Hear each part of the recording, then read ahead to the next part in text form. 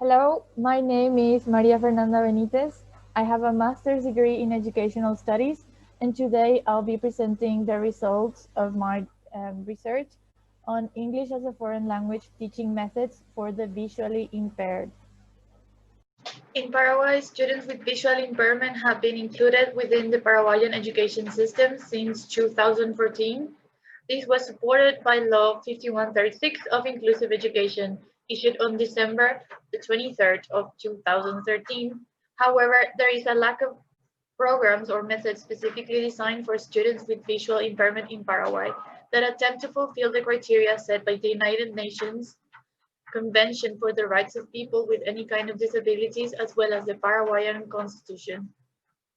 In regards to the impact of blindness on cognition and perception, researchers believe that the linguistic and reasoning behavior of congenitally blind and even deaf-blind individuals is largely similar to that of sighted people, as they present very similar concept representations, even though they rely on hearing and touch rather than sight. The blind are capable of performing almost the same tasks as the sighted. The blind are also capable of forming solid notions of abstract concepts based on information gained through other people talking about such concepts. More than the lack of vision itself, it is the absence of compensatory stimuli that is more likely to cause detriment in the development of concepts and possible damage to the overall development of the blind person. The lack of vision causes the blind subjects to rely more greatly on the information provided by other senses.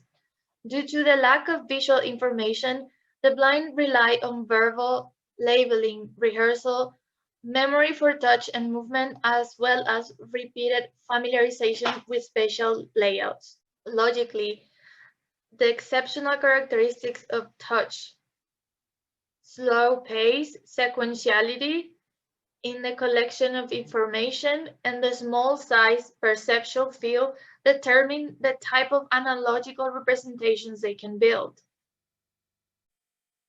Researchers have found that the blind stand on memorizing series of items regardless of what position they occupy in the series. They concluded that in the absence of vision, the world is experienced as a sequence of events by the constant use of memory strategies in series of tasks in everyday life. In terms of language learning, the effects of blindness are seen in the blind children trouble when learning consonant sounds that are similar but have a perceptually different place of articulation, such as the voice bilabial nasal and voice alveolar nasal in English. It has also been determined that blind children have a tendency to use specific rather than general nominals.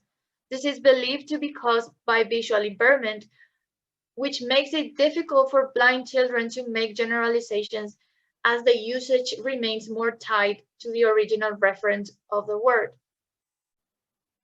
Likewise, visually impaired children produce fewer deictic terms such as these and here. Moreover, they usually acquire the proximal terms before the distal ones, which the sighted children do simultaneously. All these data found through a literature review was used to establish a criteria which was then compared to English as a foreign language methods for the visually impaired in order to determine their suitability. I am now going to present two examples of the analysis carried out on different EFL methods for the visually impaired according to criteria set by a literature review. The first example is a method for introducing new grammatical structures proposed by two Russian teachers. Propose a lesson on demonstrative pronouns in which the teacher needs to place two objects on the visually impaired learner's desk. One of them should be right in front of the student, and the other object at the far end of the desk. The teacher must explain what they are doing and what is being placed on the desk. Then the teacher must take the child by the hand and touch the near and far objects with their hand, muttering in English, marking with the voice the new pronouns. This is a car and that is a teddy bear. The process can be repeated a few times. Likewise, the child should be given the opportunity to explore the objects and comment on their actions. Consequently, the educator must make sure the student has understood. This method can be considered as suitable as it is greatly based on interaction through which the blind are able to understand concepts that might stay beyond their grasp if they are not assisted. Furthermore, the students are being encouraged to use touch in order to explore objects and therefore the context of the activity.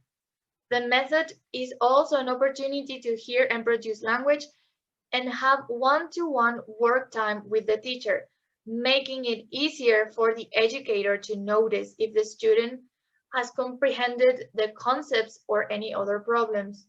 Moreover, this might help with creating confidence and motivating the EFL visually impaired learner. In this activity, language and oral skills are also used to fill all the conceptual gaps that might result from the lack of vision.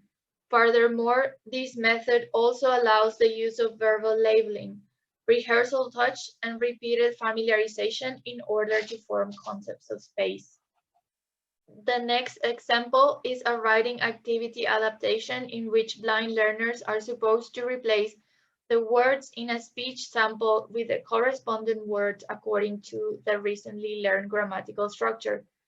According to these Russian teachers, when adapting this activity for blind students, the teacher should use either the sentence pattern with gaps and the words for reference or elements of the speech sample written in Braille on separate cards.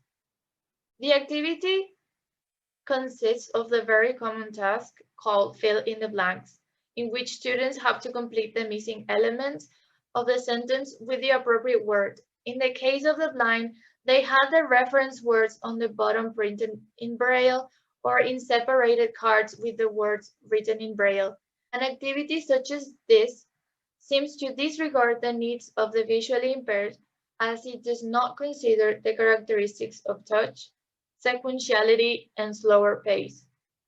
Activities of this kind can be confusing for blind students since this type of format requires simultaneous perception of several elements on a wide range in a single glance, something that is not possible for the visually impaired students as they relied on the sequentiality of touch.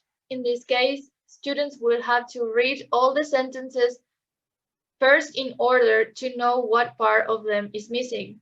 Then they will have to read all the cards and analyze what word goes into each space. They will need to read all of the information before starting the activity, which might take a long time. This activity can be tedious for blind students because they have to read the sentences and reference words repeatedly in order to complete the task.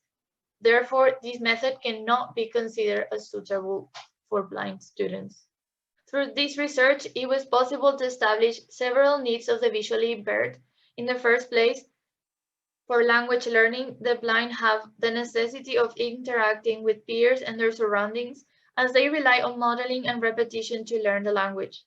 They also require touch stimulation as the blind experience and construct their notions of the world via the sense of touch. It is important to highlight that the blind needs stimulus that can be analyzed in sequences as it is one of the characteristics of haptic information. I hope you enjoyed this presentation and that all the results presented are useful for future inclusive teaching practices.